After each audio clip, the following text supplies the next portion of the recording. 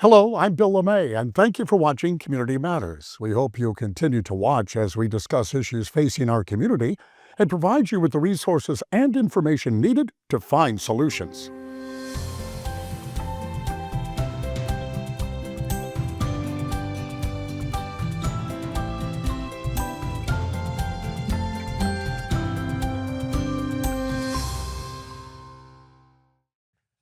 There's a soccer tournament coming up in our area that brings together students, athletes, community leaders, and local business for 2 days for games and, more important, fundraising for a great cause. We're joined by two high school students who helped bring it all together. Diva and Omar are with us today, and to both of you, great to see you. Thank you for doing this. Appreciate it. Thank you for having us. Well, first, let's get to know you a little bit. And Diva, what a great name, by the way. Why don't you kick it off? Tell us a little bit about yourself. My name is Diva Jain. I'm a senior at Apex High School, and I'm a dual enrollment student at Wake Tech, where I'm pursuing business and technology. In the fall, I plan on going to UNC Charlotte to continue to do the same with a major in computer science and a minor in business. Wow. And Omar, how about you? So my name is Omar Elkhon. I am the founder of the Play for Peace Foundation. I'm a junior at Triangle Math and Science Academy, and I plan to study business in college. Oh, I tell you what, wait till you get to know these guys. They're amazing. Let's talk a little bit about you're in the Business Leaders for America, Diva. Tell us why did you get involved in that? So to be very honest with you, I actually really got involved to stack my resume for college. But after that, I kind of got a little bit more into it and got a board position as VP of Marketing. And from there, I've been really heavily involved with organizing community events with the club. And it's really served as a platform, especially with my advisor, Mr. Tullis, being so supportive. It's kind of served as a platform for me to execute a lot of the ideas and initiatives that I've had over the past 4 years. And Omar, you're with Play for Peace. Yes, sir. You actually founded that particular organization. Yes, Tell I us did. a little bit about that. Okay, so I love soccer, and so I played semi-professionally last spring. So I want to give athletes kind of a platform to be able to give back to the community using their passion and skill. So it is a nonprofit organization that raises money for underprivileged kids through sports tournaments and events. You also own your own business already. Yes, sir. Sorry, I had to bring that up because we were talking off camera. I'm like, what are your goals? And he's already got a business. Okay, so I own a company. It's called Fresh Start Financial. It is an initiative that tries to help immigrant families navigate the United States financial system through a bunch of different services. Now, you two hooked up to try to, well, you already are organizing events, and then you have an event that's coming up. I'm just curious, what drives you to be so involved, not only in your education, but the community, and wanting to do something beyond, school? Okay, so we wanted to use my nonprofit as a platform to kind of host a really big event. At first, it was just for a grant in FBLA. It's called Lead for Change, where essentially you host a passion project and you get a grant for a certain amount based off how much you apply for. And so both of our schools were doing the project, so we decided to team up to host one really big one and try to make as much of an impact as possible. Did you know him before this? Yes, we've been friends. Yeah. Okay, so it was easy working together. Yeah. Yes. But there's a lot that goes into planning any kind of event. Yeah. How much goes into planning this A event? lot. I think one of the biggest things with us was the rest of our team. I think we have to mention them, Lassia and Mukund, who aren't here with us today, but they've given as much as we have to this event and planning it. And then I think planning a community event like this, it's support from the community is very important. And I think getting that from different organizations, businesses, our schools was one of the biggest parts. So overall, I think you kind of touched on it, but give me the overall goal for pursuing this, specifically the soccer event. Okay, so for the soccer tournament, the Apex Charity Cup, we have the goal of raising $3,000 for St. Jude's Children's Cancer Research Hospital. So we plan on raising money through registration fees, sponsorships, businesses coming to support. There's also going to be sort of a little music festival going on. There's going to be booths set up by businesses so that attendees can come, enjoy the game, and have other things to do as they're there. Well, that's not an easy thing to pull off. Not at all. I mean, I'm sure there's permits, there's all kinds of things. How do you coordinate getting all these people together in one spot? In fact, when is this tournament? That's coming up in May, isn't it? Yes, it's going to be May 23rd and 24th. Uh-huh. And as far as getting everyone together and stuff, I think as a team, as I mentioned earlier, the four of us kind of split up roles. Some of us are focusing on social media, which is kind of mainly how we're going to get players and other students to come and be at the event and play for it. And then some of us more focused on outreach and reaching businesses, and that was mainly my role. And I think I worked with the Apex Chamber of Commerce and Mr. Todd Neal specifically to help us connect with businesses that might like align with our cause. And I reached out to a lot of businesses to like get maybe like 60 businesses that I called. Maybe 4 of them were like able to support us. So it takes a lot of like calling and reaching out. That's a pretty good success rate. Actually, that really is. We're going to get into the tournament, what's going to happen and all of that. And I'm sure there's a need for volunteers, and maybe you get us up to speed on that. But we're going to take a quick break and we'll come right back.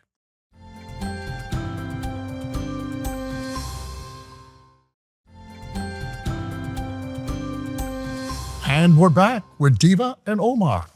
I'm so impressed with both of you. I mean, your parents must like be beaming.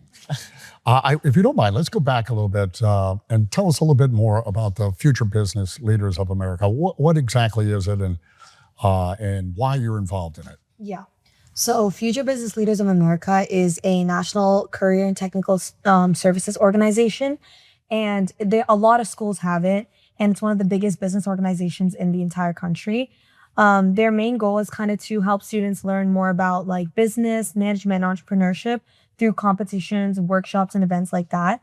But here today, I'm mainly representing our chapter at Apex, a high school. And our main thing, I think, we've been focusing more on beyond just like member duties, such as going to competitions. We've really kind of been trying to push the whole helping students execute like initiatives that they want to make happen, and projects and passion projects and things like that. So that's mainly what we're doing here as well. I think like projects like the soccer tournament, we've hosted like cultural events in the past as well, are kind of what we're trying to do more of. So why even get involved in that? I mean, did you have this interest in business? Yes.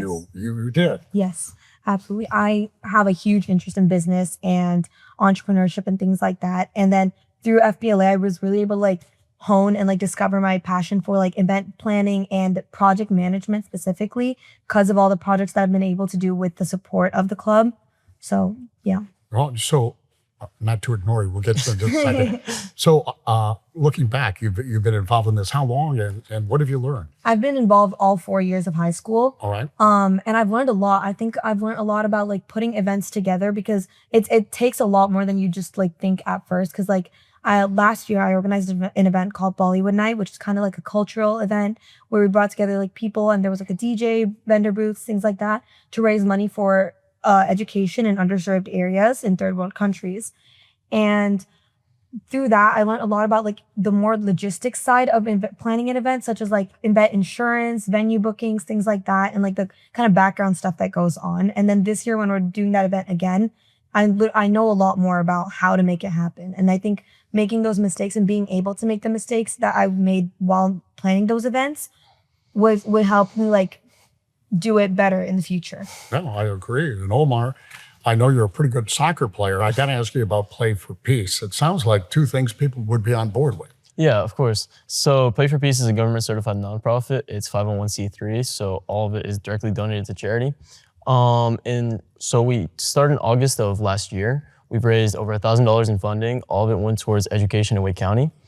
So far, we have hosted a volleyball tournament in which we had players from UNC's actual volleyball team come out to play. We hosted an event at my school because our school has a Play for Peace chapter. And now we plan to host the soccer tournament, hoping to raise $3,000 to donate to St. Jude's with a $1,000 prize pool for players. So the Play for Peace, using sports, seems to be a pretty big, that's your angle on this, but is it because you love it, or do you feel there's a natural connection there? I mean, everybody likes to play. Yeah, I mean, honestly, it's both. It's something that a lot of people love to do, so it's a great way to raise money for like a good cause. Skill level. Now the tournament's coming up, and so let's talk a little bit more specifically about that. Who can play? Okay, so the tournament is completely open to the public. Anyone just has to register with your team of 7. That can be just you and any of your friends. The first day is basically all the teams playing against each other. Second day is quarterfinal, semifinal, and the finals. All right, and you raise money by? Registration fees, sponsors, businesses just donating, or just donors. Now you've chosen St. Jude's. Yes. Why? So we believe that the values that St. Jude's has aligns a lot with what Play for Peace wants to do. They're a children's cancer research hospital, which we believe is a really great cause. And Play for Peace's entire goal is to just help underprivileged kids. So we better.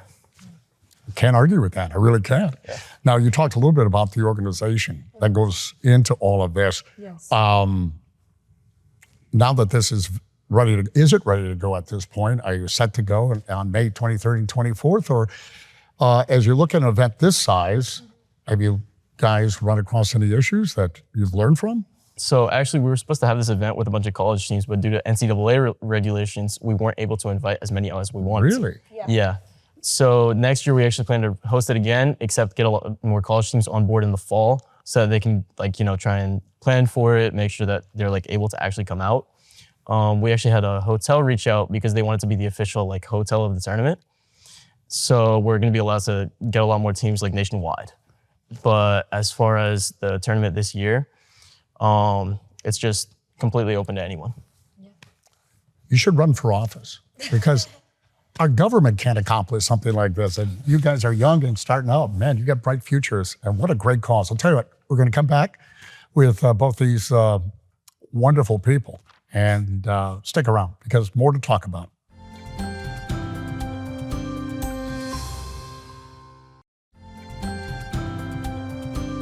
And we're back with Diva and Omar. And I got to ask, who's the senior, who's the junior? I'm the senior. You can't do this anymore, right? This is can't, it. This is your last year. Yes. But what's it like working back in my day? We didn't mix like that, senior, juniors. But I'm teasing, but what's it like? Now you're a senior, you're a junior. Yeah. You're going on to something different. You still got another year. Yeah. But you both have lofty goals. Diva, what's it like and where you're going? So I think what's really like helped, what I've really brought to this project is like my experience, like I said earlier, talking about Bollywood night and things. I've kind of figured out how like logistics of like something like this works. And I think that's kind of what I've brought to this whole event. And then he's kind of more knowledgeable on the whole soccer part of it, and like bringing players together, things like that. So that's kind of like how we've like split up the work and like how the dynamics kind of worked. So I've been handling all like the sponsorships and event logistics, like venue booking, and me and my friend Lasia, like I said earlier, who's also on our team, have been handling that. And then he's been handling more of like the more soccer and like the sports part of it. All right, well, you both have your expertise, right? Yeah. So you're a junior, so you got another year to go, and you've already mentioned this is something you'd like to see continue. Yeah, so next year we hope to have the soccer tournament with actual teams from the NCAA. We reached out to NC State, Wake Forest, University of North Carolina, Charlotte, Campbell, a bunch of D1 schools, D2, D3. We had a bunch of semi-professional teams interested as well. But not only do we plan to grow the tournament, we plan to also grow Play for Peace. So you can actually apply to start your own Play for Peace chapter at your high school. We have one at mine. We have an application from Green Level, Apex Friendship, Apex High School. We have even applicants in universities, such as one of my friends is trying to start it at North Carolina, State University, UNC, and we even had an applicant from Duke. Wow. I mean, wow is all I can say. The tournament, how many teams do you expect? So we're hoping to get 50 or 60 teams on the first day. That's one where it's just completely open. Anyone can come out. Second day where it's quarter semifinals, that's obviously 8, 4, and 2.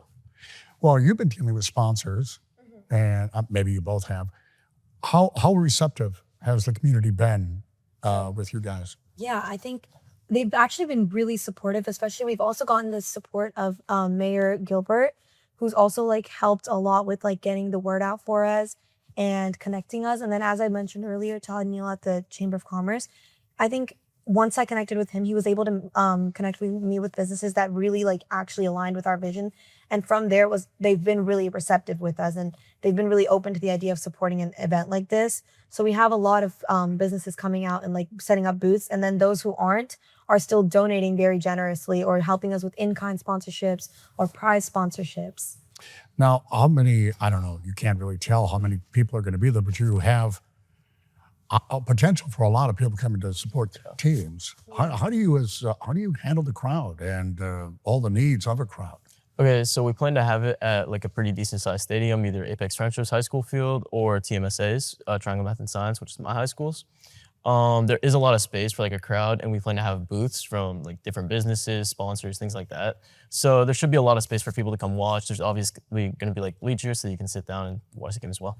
Yeah, and then we have we're collaborating with a couple of other student nonprofits as well that are coming in and setting up like activities and booths for like the people who are watching to come interact with. And then we also have bands coming in and playing in the middle of the tournament.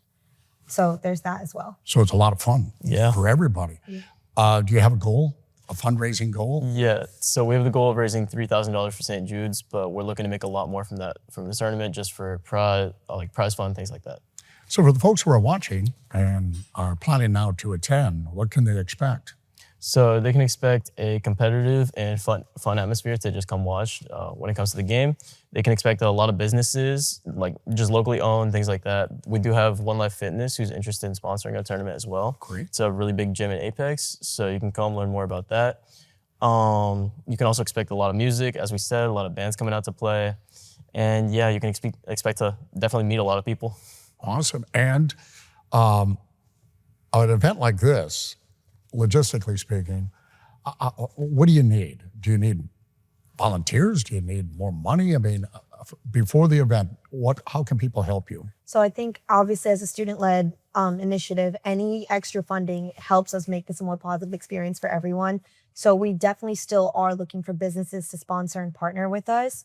And we are also looking for volunteers to come out at the event and help out. So those two things are something that would really help. And then obviously attendees, anyone who just wants to come and be at the event is also going to help us.